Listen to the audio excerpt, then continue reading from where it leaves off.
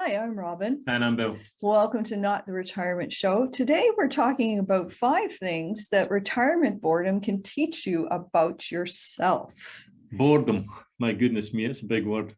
That's that's the number one problem or concern or issue in retirement.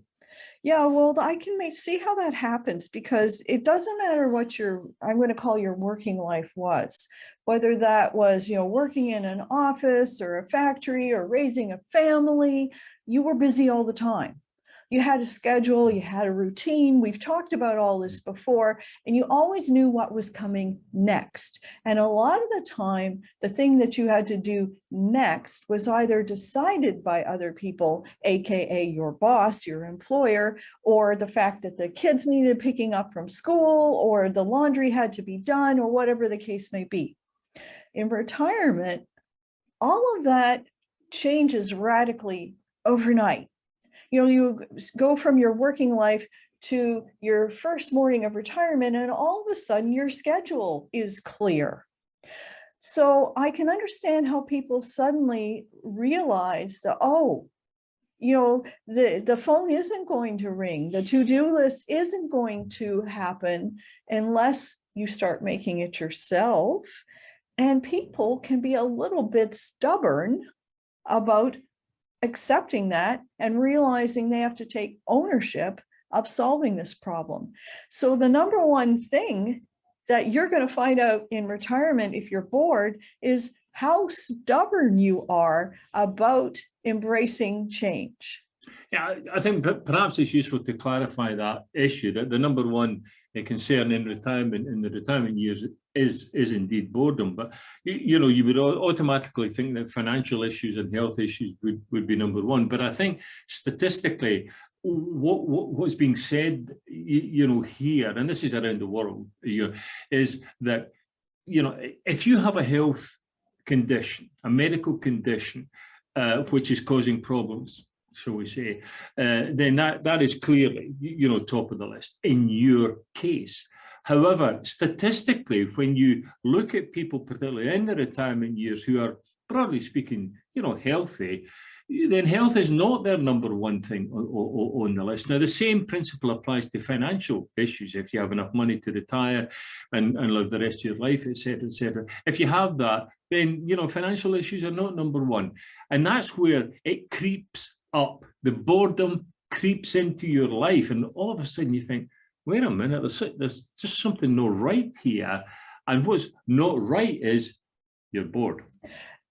Once you realize you're bored, if you are procrastinating about doing something about this, if you're thinking, I really should be cleaning out the hall closet, or I really should be doing the laundry or the grocery shopping, or I really should be visiting the relatives, and you're still on the sofa playing with your tablet, guess what? You're going to find out just how lazy you really are. Because in your retirement life, you can have the luxury of being a little lazy. Now, I'm not saying that you have to keep the 9-to-5 routine that was forced upon you in your working life. Not at all. It's fine to change it up in retirement. It's fine to sleep in once in a while. You've literally earned it. But if you're not happy, if you're bored, and you're not taking any steps because it seems like too much effort to get off the sofa, well, you're learning something about yourself. I think that's the biggest question in retirement that everyone asks every morning. What am I going to do today? I think that's the biggest question. What am I going to do today? Because it's going to be another 12 hours or 14 hours before I get back to my bed. What am I going to do between now and then? I think that's the biggest question. I think people genuinely, wake up in the morning, have a cup of coffee, sit back down and think, I've read the newspapers, or, I've watched TV news or something like that. What am I going to do now? And I think you can fall into the trap of, I think I'll just sit here and maybe we're going to have a second cup of coffee. But the underlying aspect of that type of scenario, or, of that type of situation, frankly, is boredom. That's what's causing the problem. It's you're bored you know, I hesitate to say you're bored with your life, but, you know, it's kind of in there someplace. I'm going to suggest an alternate possibility. If you're sitting there in the living room with very little to do and you're not satisfied with that, and you don't seem to have any ideas how to fix this, is it possible that what you're really learning about yourself is that you have been the kind of person who's expected other people to solve your problems rather than taking ownership of your situation yourself? Now, I know that's a little bit controversial. No, I don't think it's controversial. I think that's just a fact of life. That, you know, if you've been in a working life, then, you know, other people were impacting your everyday life. You know, your decisions, what you had to do that day, whatever sort of thing. Somebody had to tell you, or you told somebody else. You know, whatever sort of thing. There was a routine, and the routine is what gets to people, because all of a sudden the routine stops. Because you know, you're not going to work, you're not commuting, wherever that you know that may be. You know, I think patience is a word that in my mind kicks in here as well. That yes, you're bored, yes, you accept it, you face a reality, but you know, you've got to be patient and just simply say, I'm not working anymore. I'm not going to the office or you know, I'm not doing any of that. So, you know, just accept your lot.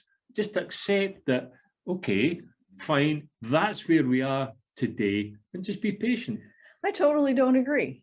I agree that patience has its place, but I don't think that you have to accept a boring retirement life at all. I think this boredom comes up to help shake you to the reality of what it is that you need to work on in your life, what you need to work on as a person in your later life.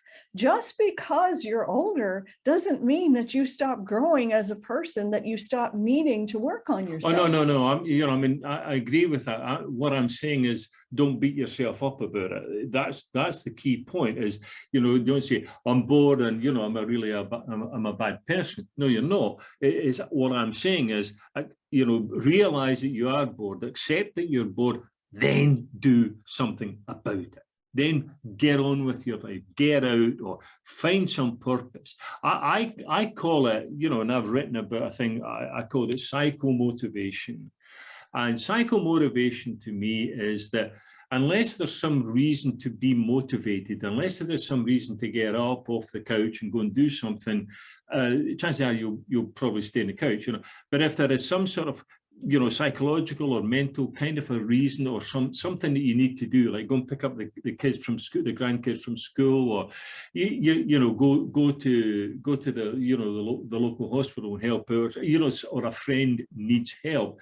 There is some psychological motivation underlying that. You know, the sooner and more you can accept psychomotivation, is you'll be absolutely amazed how boredom just seems to disappear, because you've got things to do. So when you wake up in the morning and say, what I'm going to do today, you know, you pick up the list of, you know, the little list that's been lying beside your bed that you perhaps wrote out overnight, and so say, oh, that's right, done. My goodness me, I don't have enough time. That's the change that will take place. So the solution to boredom is list making? For Bill, it is. Yeah. For me, it might be simply to say, you know what? Every time I feel bored, this is a life that needs a makeover. What am I making over today? Yeah, but the great thing about making lists, and I'm the number one guy about making lists. Okay, the great thing about making lists is you make a list, and then, you know, when you do the things that are on the list, you go struck it out, you know, kind of da-da-da. But here's the beauty. Here's a magical thing about it. When you do something that was not on the list, oh, you get to write it down, and then you go and strike it out. I couldn't agree more. I'm a list maker. I love making lists. So when you're bored, Bill's advice would be go make a list. Well, yeah, I mean, go make a list of things to do. You don't have to do them all today. You know, it could be something you have to do next month or next week or whatever sort of thing. But yeah, make a list so that you've got routine. You need routine. The sort of best way to get through boredom is a routine. It doesn't have to be the same routine every day. It can be, but the thing I was saying about the patience is, you don't necessarily have to do everything on the list today. You can just, we'll do And if you need a break, or if you want to go for coffee with friends, go and do that sort of thing. You'll get to your list when you come home. Well, if you're still watching, we must have said something helpful or insightful. So please subscribe to our channel and we'll chat with you again soon. Take care, everyone.